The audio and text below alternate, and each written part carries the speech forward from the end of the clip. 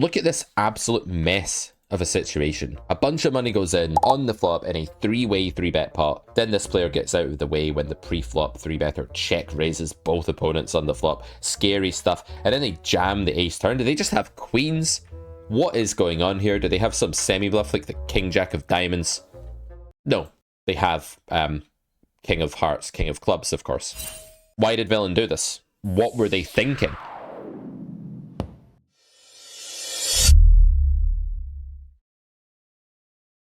Well, they could have been thinking anything. They're just a weak poker player, the kind of poker player that's losing most likely at 38 big blinds per 100 to just pick a number out of the sky. Some bad recreational players that aren't very good at playing cards, they lose at extremely high clips. Therefore, there is a concept called in it to win it. If you are in the pot with such a player, you get the opportunity to stack them to be the beneficiary of their blunders, and if you don't get involved early on in a hand, you can't really do that. So if we rewind this to pre-flop, let me introduce the first sign that you are a slave to GTO. And believe me guys, I've been a slave to GTO. I know what it feels like. I know how devastating it is to your life, to your family, to your friends, loved ones, to everything. Your self-image, your self-respect, your opportunities of getting married and having children. It's pretty bad. And the first sign that you are a slave to GTO is that you play a 3-bet or fold strategy. You stick to it pretty religiously in the hijack, cutoff, button, and small blind. This is really bad. It's really, really bad. And I can see why people do it, because solvers tell you that it's the same EV to cold call as the 3-bet in a lot of spots, right? In fact, in the hijack, the GTO Lizard? Yeah, pretty sure it's Lizard. Developers actually skipped the hijack cold call range. They didn't even include the node in their preflop sim. They started the cold call at cutoff.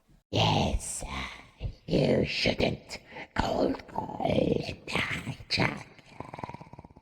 But if we go to the cutoff sim, we can see that suddenly cold calling is just totally fine with loads of combos. And it's fine in the hijack as well if you include the node. It's not terrible. It doesn't happen very often. That doesn't make it bad. You don't want to assume that because things don't happen much that they are bad. And you don't want to think that solvers do things that are bad at low frequencies, right? Do you do things that are terrible at low frequencies? You go to eat your dinner and you pick up the fork and you stab yourself in the ear. And you're like, it's okay, sweetie, don't worry, I just rolled a 98. I was only doing that 3% of the time, and it's not doing it much. Balance my eating dinner range. You don't do that. And solvers don't either. So when you see 4% call happening overall here, that's because call is not a terrible thing to do at all. In fact, in GTO, it's fine. Which means that it's actually the best play in reality in a lot of cases. Ace-4 suited here, by the way, cut off against under the gun. I know this is hijack, but it's not going to be a huge difference. Is indifferent between all three of the options. Although it's not folding, fold is basically the same as call and raise, because call and raise are both very, very close to zero.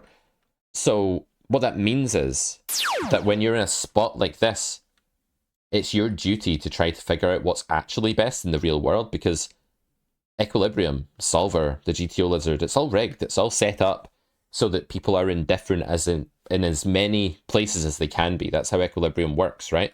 That's what the algorithm does. It tries to equalize the strategies against each other to the point where neither one can improve by making any changes. And in the real world, wouldn't it just be absurdly strange if you were indifferent? You're not indifferent. So when we cold call here, we're aware that there's a recreational player in the small blind and the big blind here.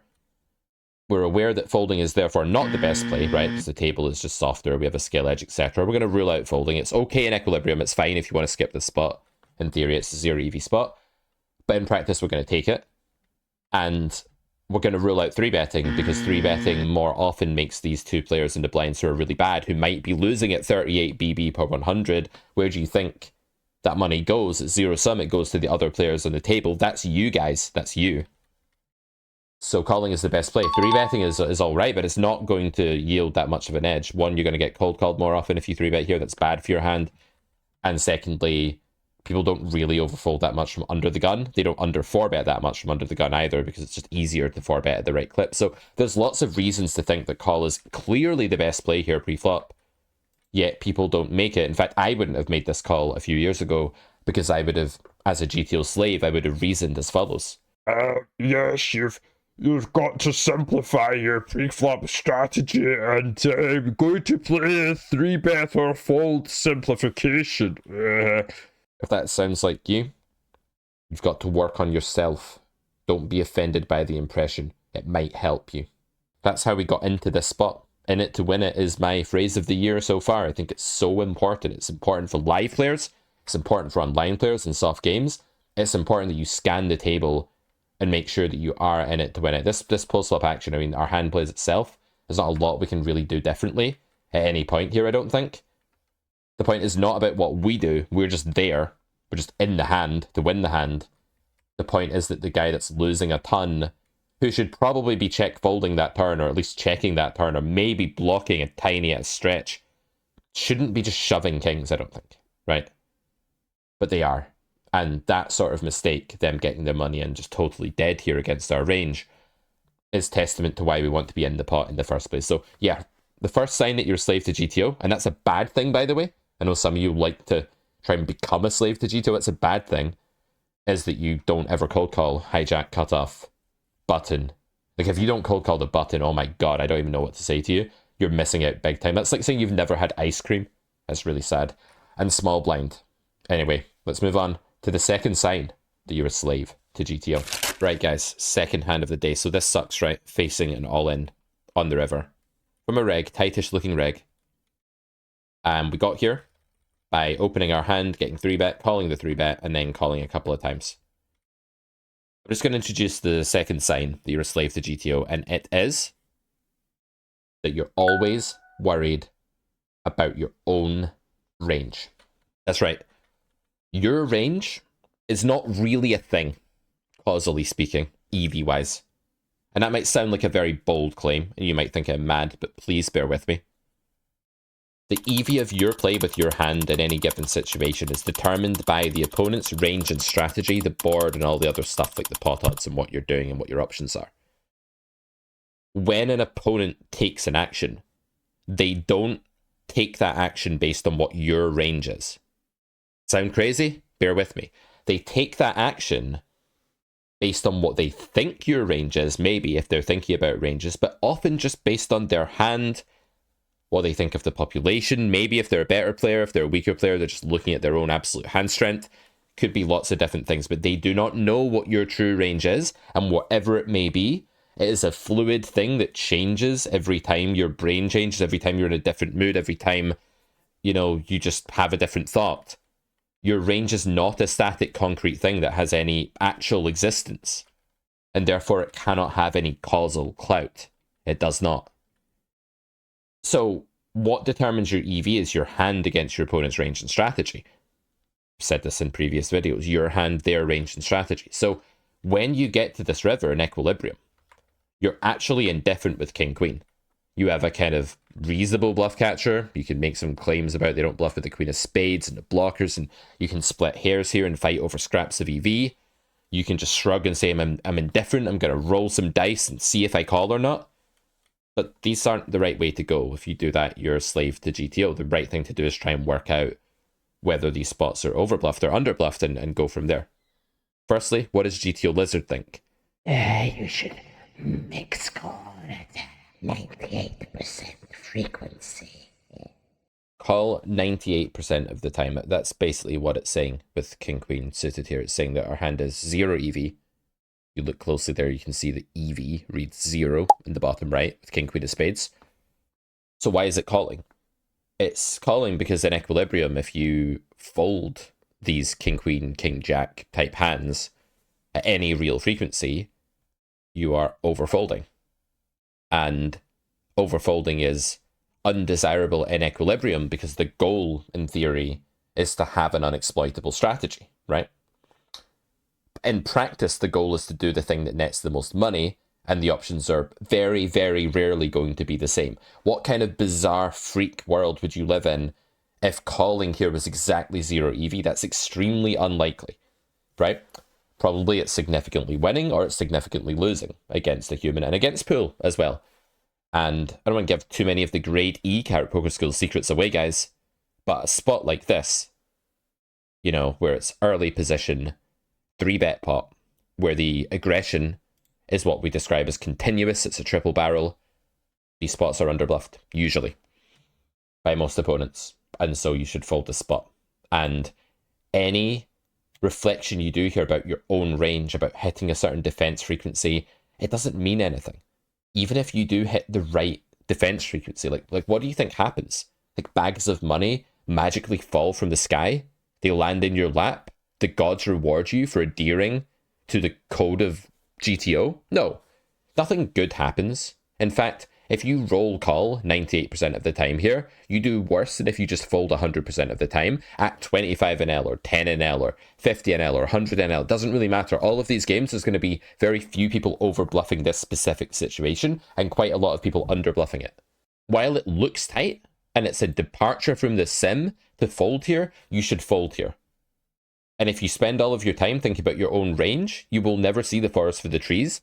You will develop what I call main character syndrome, where you're just completely centered on your own range and strategy, all the while ignoring the thing that actually determines the EV of your play, which is your opponent's range and strategy and your hand. And their range is too strong for doing this on the river in most games until you get up to higher stakes, mid stakes, high stakes. You just want to fold the spot.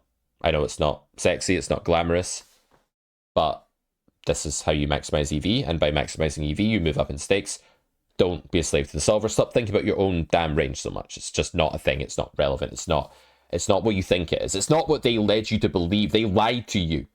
They lied to you. Okay? And finally, the third sign that you might be a slave to GTO is that you're always thinking about what you're supposed to do.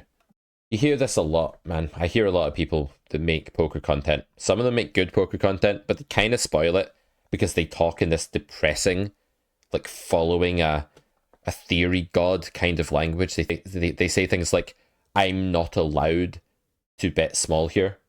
They say things like, we are supposed to have a raising range here, so we must use this combo.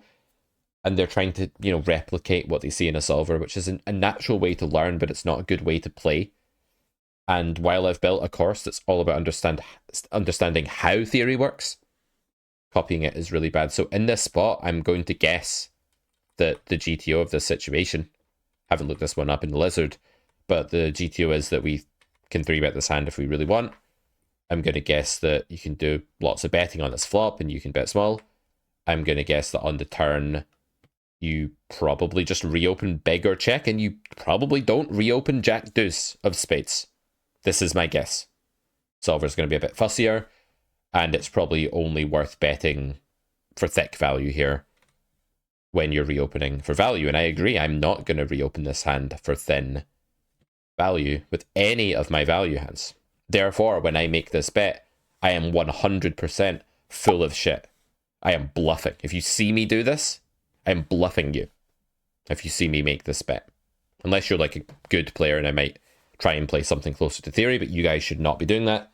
There aren't enough really good players at low, mid stakes is some, but you know, as you move up in stakes, you see people who are more and more balanced, and it becomes more common that you'll retreat into some GTO fortress type thing, maybe-ish, but you should still be thinking about your EV, you should still be thinking about what's best here. And if you look at the opponent's range for reaching the spot, they're going to have a queen occasionally when they've not raised the flop. They're going to have an ace sometimes, like ace-x of hearts, or just like ace-jack with, I don't know, that got a bit sticky on the flop or something. Ace-5, they're going to have a pocket pair, with or without a club, and that's going to be a lot of their range. They have like 5-4 suited, which is never going to have a club. So they have a lot of automatic folds, right? Hands we would call auto folds, even to a small bet. They have 6s, 7s, 8s, 9s, 10s, no club. These hands are probably just going to go in the muck all the time on the turn, or the vast majority of the time. I don't want to say always, right?